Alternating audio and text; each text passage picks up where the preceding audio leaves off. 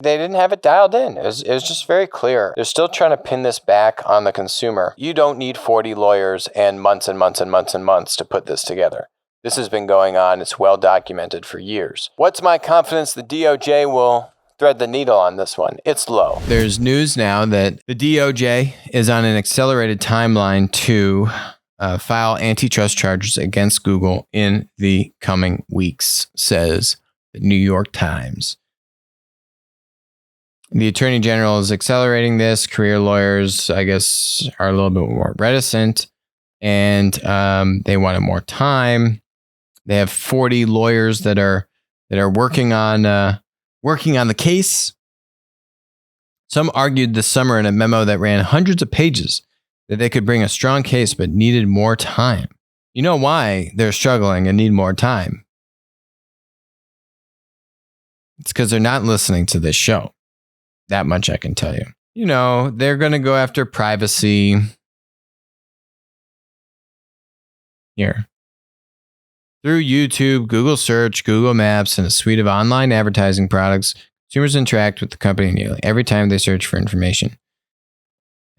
Making its time, right? It takes data from every interaction.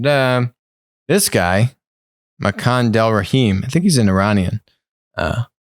Similar namesake as myself. You know, I've listened to him speak. I think it was at the DealBook conference, the New York Times conference. I think that was fall of last year. Yeah, I think that was October of 2019.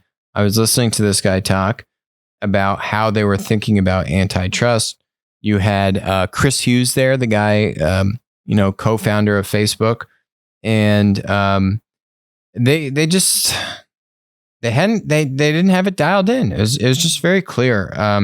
They're still trying to pin this back on the consumer. You know, this case is simple and you don't need extra time. You know, the case is made for you. There are a myriad of complaints by producers that have been wronged by Alphabet. And there's two buckets to that. Websites. We've talked on the show so many examples of websites that have so clearly documented Google favoring its own search results over theirs. Let's just take the hotel or travel industry, right? I mean, if you want to go book a hotel room, I mean, you look 5 or 10 years ago, we've done it on the show. We had Tim O'Reilly on the show talking about this with Google search, where you've got 3 pages of basically sponsored listings from Google on hotels. And if you want to be surfaced in those, you got to pay Google. And if you don't pay Google, then good luck, because you're going to be 3-page scrolls down before anyone's going to see your listings. And when the platform vertically integrates and competes directly against its suppliers, its producers, its creators, in this case, hotels or travel operators or travel providers, it starts to be very clear cut in terms of the platform favoring its own listings, not necessarily to provide a better, they'll say it's to provide a better experience, but really just so they can monetize more and sell more ads. You see this also with YouTube.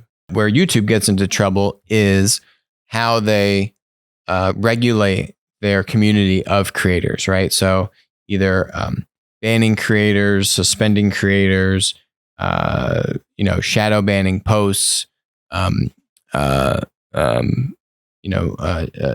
them from the search result listings, and that's more of a content moderation issue. There are issues on both sides here. I think the easy layup is on Google search. It is clearly a monopoly. You have years and years and years of testimony from websites that have been competed against unfairly. Now, to the House's credit, we live streamed their congressional review. A few of the congressmen and women on that committee did a very good job grilling Sundar, Google, on exactly this point. They didn't even focus on the consumer and privacy issues. All they focused on was, hey, you had websites, you actually ripped the content off the website and then made it your own. And, you have deliberately crammed down people in search results to favor your own search results and charge more ads and yada. Sundar didn't have a good answer. It was a horrible answer. He wasn't very good at public speaking. Surprisingly, I don't know. He's just kind of like gave non-answers and kind of just murmured, and it was a letdown. Oh, and Sundar, when they asked Zuckerberg when they asked, I think they asked maybe Sundar first, when they asked them about whether or not China had stolen their IP, he said, "Oh no, I don't think so." And then Zuckerberg said, "Yeah, absolutely, they steal IP." And then Sundar said, "I want to update my answer. I do remember that they actually stole IP from Google like 10 years ago, and that's why we left China." So clearly, the guy just, he's just not, didn't want to be very truthful until it was blatantly obvious what he was doing via Zuckerberg basically calling him out. Anyway, I digress. Sundar, Google, search, if that's what they focus on. And by the way, you don't need 40 lawyers and months and months and months and months to put this together. This has been going on. It's well documented for years. That's the case. Google search controls, 70+% of the search ad revenue business, probably 40+% of digital ads, and splits that duopoly with Facebook. And so they clearly have that kind of monopoly power in advertising. And then the question is, well, are they taking advantage of their customers?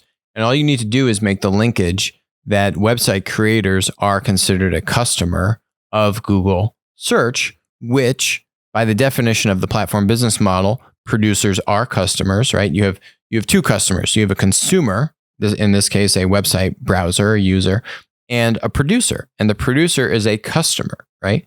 Actually, when you think about it, who is paying Google? It's not the consumer. It's the producer, right? That's the definition of a customer. The customer are the travel sites and a myriad of sites that have been taken advantage of by Google, where their organic search results get crammed down and they're forced to pay the gatekeeper, Google, for ads to be relevant and show up in the results, right? That's the definition of customer. I'm paying you for a service. Customer, website creator, taken advantage of. Boom, case is done. What's my confidence the DOJ will thread the needle on this one? It's low. Unfortunately, it's low.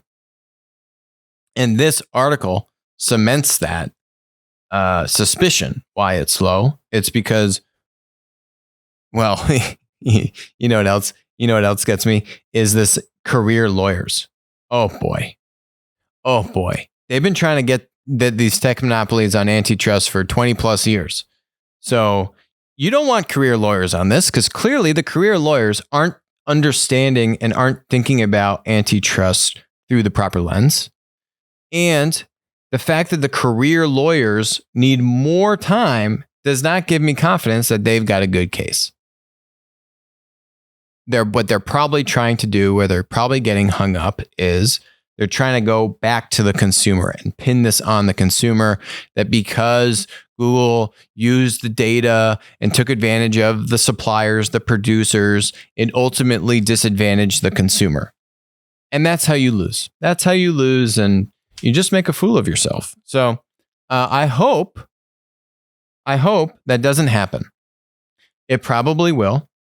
And if it doesn't, it still doesn't mean that Google Alphabet should be broken up. What it does mean is that they need to be regulated, that these producers need to be protected. Like we talked about with Tim O'Reilly, when platforms hit that monopoly scale, they take advantage of the producers, of the creators, of the suppliers first. You need producer protections. And we've seen California AB5 try and fail at that with Uber drivers and et cetera, and gig workers. So that's a whole other thing, right? Once you can make the case that there's antitrust violation, what are the appropriate producer protections? And we've spoken about that in different places on the show. But it is company specific. It is case by case, right? These are very different businesses. These are very different companies. These are massive $1 trillion companies. You can't just have a one size fits all law or rule to regulate all kind of producer protections across all the platforms. No, it doesn't work that way. So it's a whole other debate. But I frankly don't even need to get into that because I don't think they're going to get that far. I would love to be proven wrong. Do you think that the DOJ will try and pin this back on the consumer, or are they only going to keep this focus on the producer? Hi, this is Alex from Winner Take All. Thanks for joining us. Hope you enjoyed the content. Feel free to leave a comment, ask us questions, and definitely make sure to join us on our next live stream.